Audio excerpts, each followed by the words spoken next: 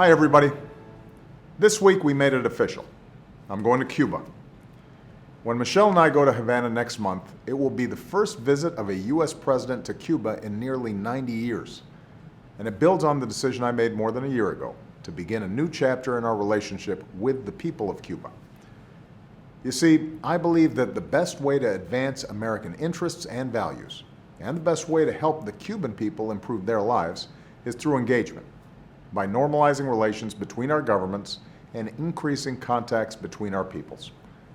I've always said that change won't come to Cuba overnight, but as Cuba opens up, it will mean more opportunity and resources for ordinary Cubans. And we're starting to see some progress.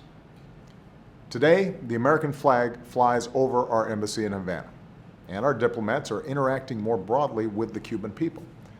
More Americans are visiting Cuba than at any time in the last 50 years. Cuban-American families, American students, teachers, humanitarians, volunteers, faith communities, all forging new ties and friendships that are bringing our countries closer.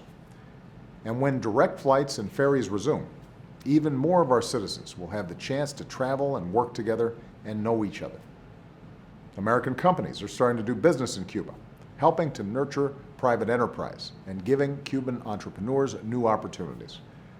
With new Wi-Fi hotspots, more Cubans are starting to go online and get information from the outside world. In both our countries, there's overwhelming support for this new relationship.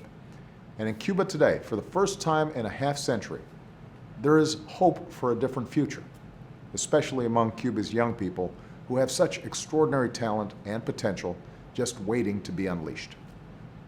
My visit will be an opportunity to keep moving forward. I'll meet with President Castro to discuss how we can continue normalizing relations, including making it easier to trade and easier for Cubans to access the internet and start their own businesses. As I did when I met President Castro last year, I'll speak candidly about our serious differences with the Cuban government, including on democracy and human rights. I'll reaffirm that the United States will continue to stand up for universal values like freedom of speech and assembly and religion. I'll meet with members of Cuba's civil society, courageous men and women who give voice to the aspirations of the Cuban people. I'll meet with Cuban entrepreneurs to learn how we can help them start new ventures. And I'll speak directly to the Cuban people about the values we share and how I believe we can be partners as they work for the future they want.